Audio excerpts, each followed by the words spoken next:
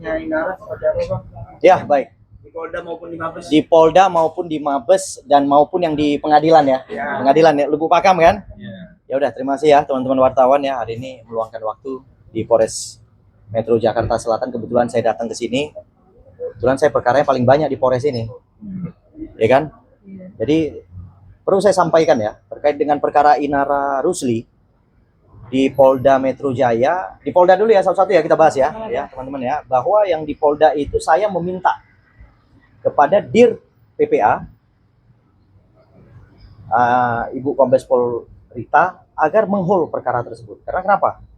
Sekarang saudara M dengan Insanul Fahmi kan sudah dalam proses perceraian di pengadilan Lubuk Pakam, Sumatera Utara.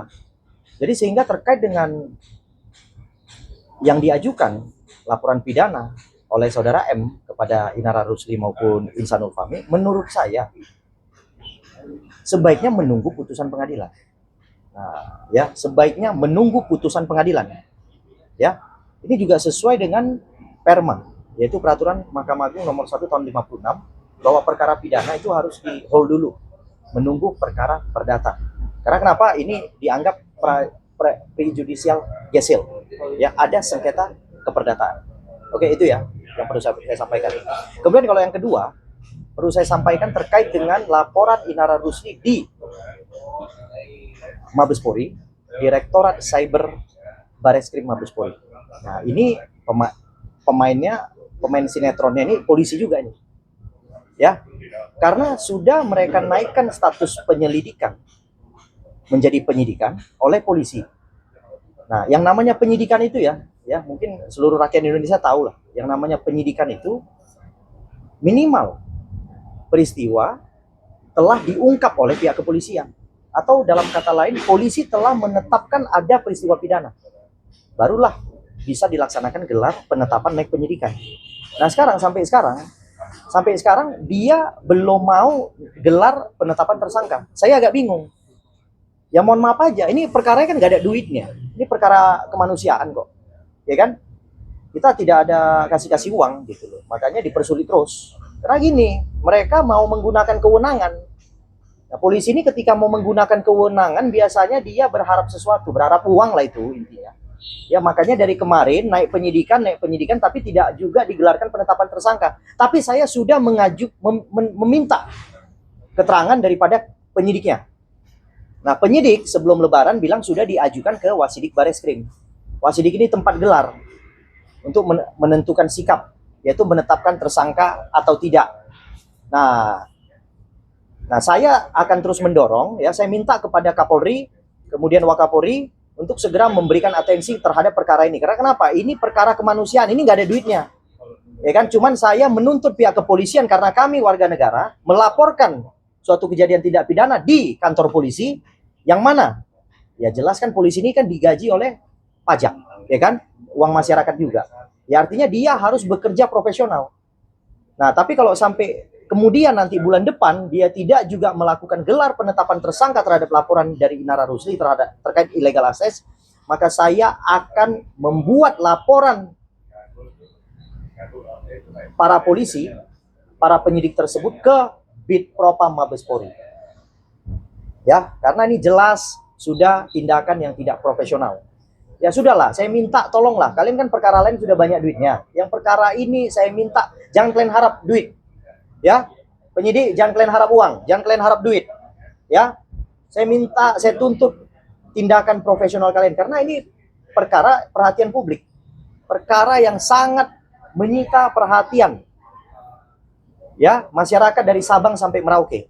Ya, semua hampir tiap hari kita bercerita atau ngobrol itu terkait dengan Inara Rusli, Insanul Fahmi, Inara Rusli, Insanul Fahmi. Dua nama ini terus artinya menjadi problema bagi masyarakat gitu loh. Ya kan? Nah, sehingga untuk mengakhiri ini kami minta proses pelaporan polisi itu segera diberikan kepastian. Ya kan, apakah memang bisa layak dinaikkan status tersangka atau tidak.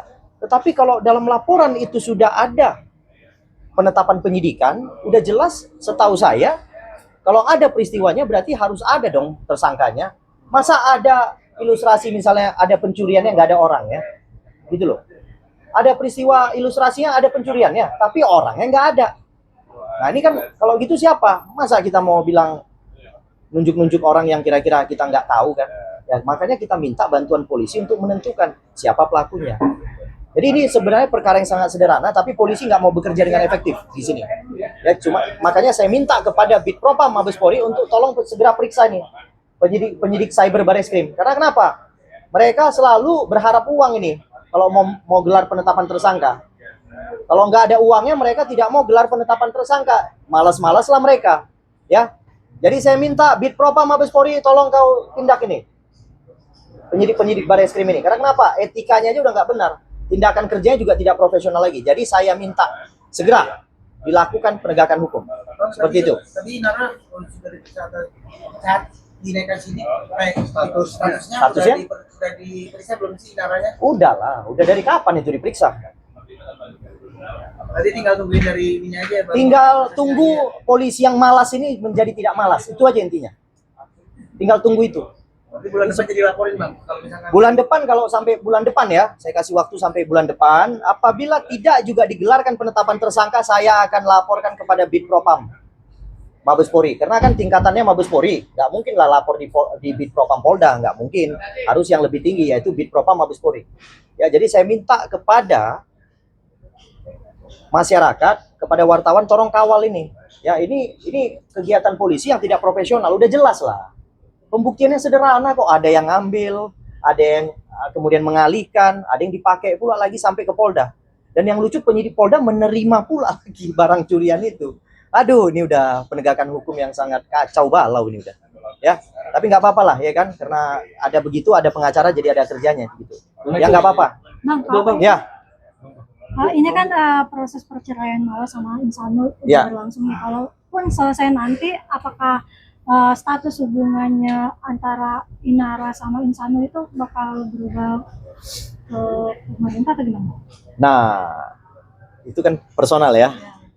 Saya nggak kelihatannya agak kurang etis kalau ikut ke arah yang lebih personal, kurang tepat lah ya. Tapi itu saya kembalikan kepada klien aja, ya kan, kepada Inara, Ibu Inara kalau mau memilihnya tetap masih Mas Fahmi ya. Saya berharap sih dipertahankan sampai akhir hayat lah. Ya, ini harapan saya, ya kan, karena saya kan orang yang suka damai. Ya, jangan ada berantem lah kan. Kemarin juga artinya ada perselisihan dengan saudara M itu ya karena ada hubungan ini kan, hubungan yang menurut saya ya hubungan yang melibatkan Inara Rusli dengan Insanul. Sehingga atas hubungan ini ya saya berharap, karena sudah terjadi ya, sudah banyak orang juga tahu, saya berharap hubungan ini dipertahankan sampai akhir hayat. Berarti Gitu. belum ada perbincangan ya? Belum. Saya nggak boleh masuk ke situ lah, Mbak. Ya kan, itu nanti nggak profesional jadi. Bang Eco, ini Ya, kan siap. kasus Inara ini kan masih berjalan di Polda, di Mabes, di Bupakam juga.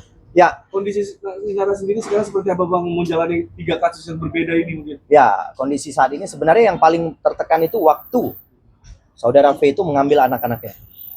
Nah, tapi sekarang saudara V telah mengembalikan anak-anaknya, sehingga ya dia jiwanya kembali sih menurut saya.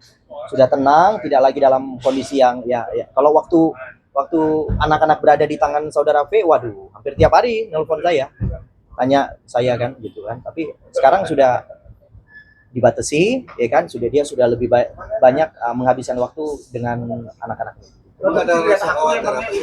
Ada rasa khawatir apa? Kalau anak nggak di sana kan, ya menurut saya ya anak lahir dari rahimnya ya, menurut saya ya lebih baik kalau ada di sisi dia ya, di kanan kiri, dikeliling dia tiap hari ya kan, tiap hari bisa lihat anaknya, itu akan lebih membuat dia tenang sih. Umumnya itu lumrah lah ya.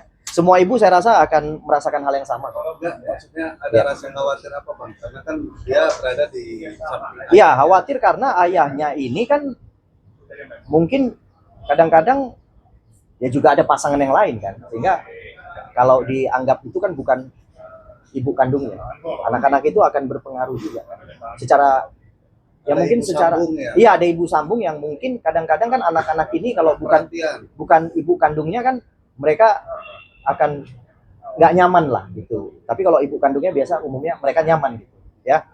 Nah, tapi ini bukan masalah, ini mungkin karakter aja ya. Ini bukan tingkah laku, bukan apapun, itu cuma karakter yang pada umumnya terjadi, di mana anak-anak itu kalau berada di samping ibu kandungnya mereka akan merasa lebih nyaman. Tapi Ya. si Nara dengan si sendiri dengan suami akur tapi belum kelihatannya karena di sosial media beredarkan akur. Iya, kita berharap juga sih akur-akur aja lah, karena kan masih ada anak yang akan hidup bersama dengan keduanya ya, bahkan sesekali dengan Virgon, bahkan sesekali dengan Inara. Jadi sehingga menurut saya lebih baik ya akur-akur aja gitu, jangan tidak akur. Lagi, teman-teman? Oke, terima kasih ya. Terima kasih. Baik, terima kasih. Siap.